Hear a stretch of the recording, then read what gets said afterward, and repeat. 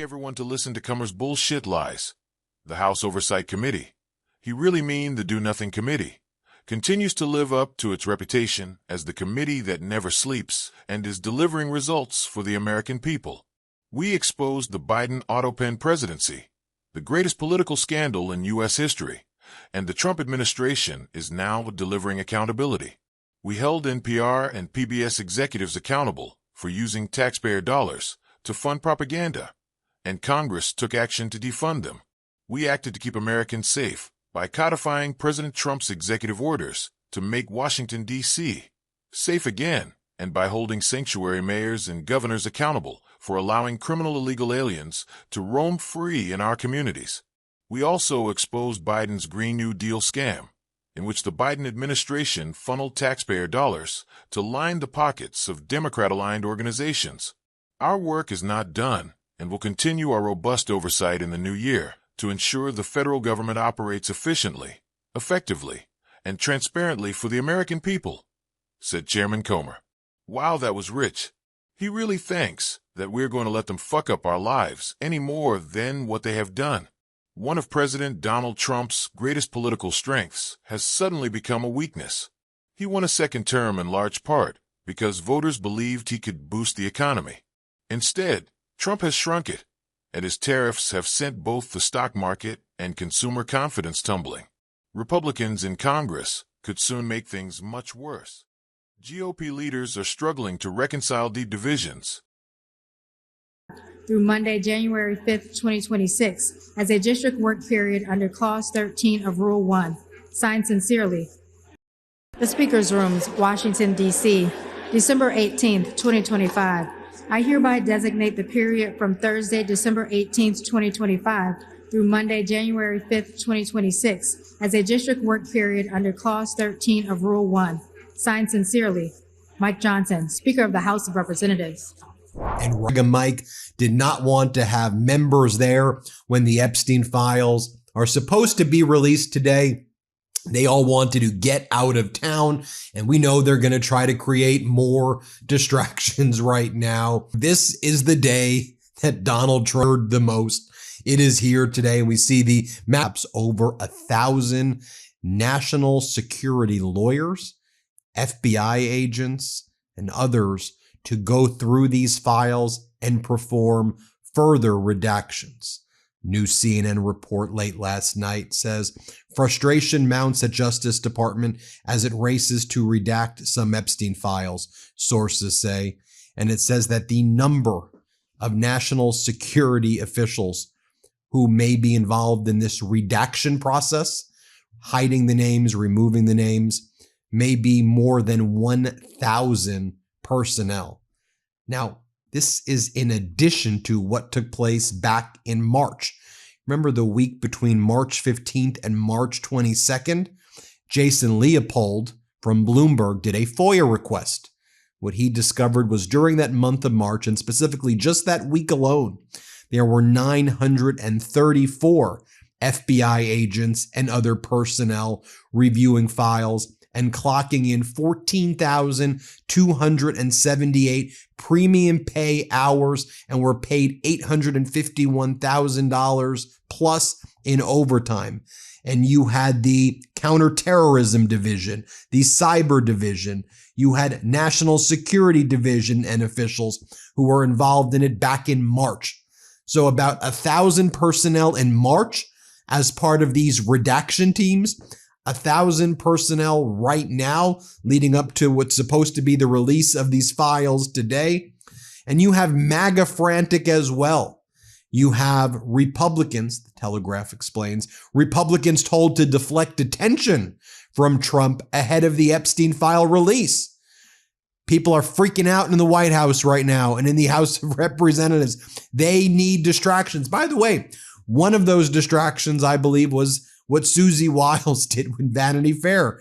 I think that part of the drama that Susie Wiles wanted to create, either intentionally or unintentionally, was to try to remove people from the trail. But it just showed Vanity Fair did a great job by the way, and those photos were incredible. But I think it showed the incompetence, and people aren't being distracted. Epstein files saying, just blame Democrats for everything. That's all you got to do.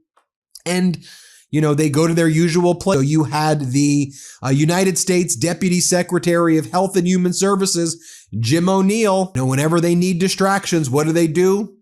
Attack the transgender community. For everyday Americans. We believe that in this great country, that when you work hard and play by the rules, you should be able to live an affordable life, a comfortable life, to live the good life. Not too complicated in the wealthiest country in the history of the world. We believe that when you work hard and play by the rules, you should be able to live the good life. Good paying job, good housing, good health care, good education for your children, and a good retirement, which means keep your hands off our Social Security and our Medicare at all times. And Democrats believe in this great country, the wealthiest country in the history of the world, that access to high-quality health care can't simply be a privilege that's only available to the wealthy, the well-off, and the well-connected. We believe as Democrats that in this great country, health care that's affordable and accessible is a right that should be available to every single American. That's what we're fighting hard. The American people have been dealing with this Republican health care crisis that is devastating everyday Americans. And we're here to call it out. We're here to provide a moment of clarity. Republicans have enacted the largest cut to Medicaid in American history.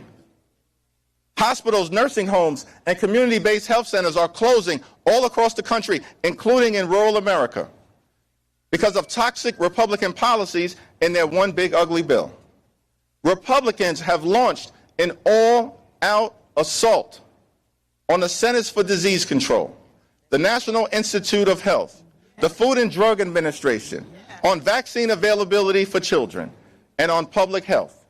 And because of the Republican refusal to extend the Affordable Care Act tax credits, tens of millions of Americans are at risk of being unable to go see a doctor when they need one. The Republican health care crisis is unacceptable, unconscionable, and un-American. And our message to Mike Johnson is clear. You can run, but you cannot hide. My family has money and they can support me, but I model because I love to model, and it's something that I enjoy doing. So I don't think it's fair that they made me sound greedy about it and all, because I model because I love to model, and that's really all there is to it. Nice. Ivanka is quickly becoming a star in her own right. Along with her editorial work, she is the new face of both the Mugler trademark and Sasson ad campaigns. People are always going to speculate, and people are always going to wonder, could she have done it without her parents being who they are? And I've always thought, in this industry, your parents can't really get you that far. It's more about the public opinion. And if the public doesn't like you, then you're never going to succeed. Many of them are on the younger side. He routinely spoke fawningly of Jeffrey. He admired Epstein's lifestyle. Your daughter, she's beautiful. Can I say this? A piece of it. She's actually always been very voluptuous. What is... You were playing tennis and you came off the court. Quote, look at that piece of I would love some of that.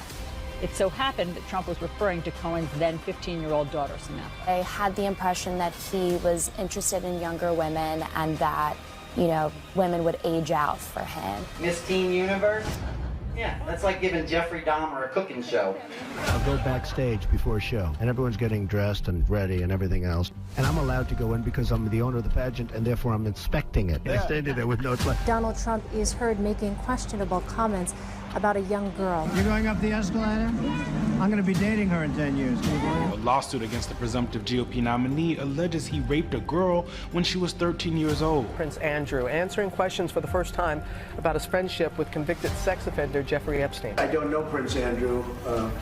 but it's a tough story. Trump has been photographed with Prince Andrew as far back as the year 2000. Ghislaine Maxwell is accused of helping Epstein sexually abuse underage girls. I've met her numerous times over the years, especially since I lived in Palm Beach, and I guess they lived in Palm Beach.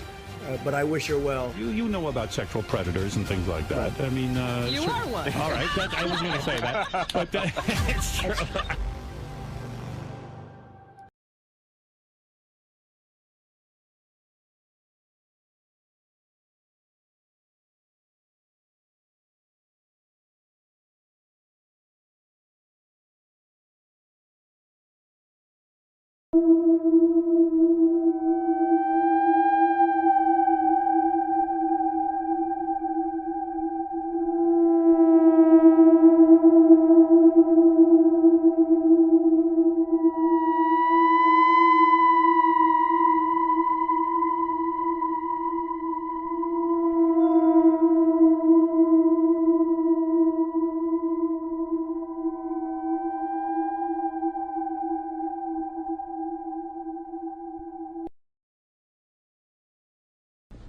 Had specifically asked about me because I remind him of his daughter, and she said, well, she's 13 as well.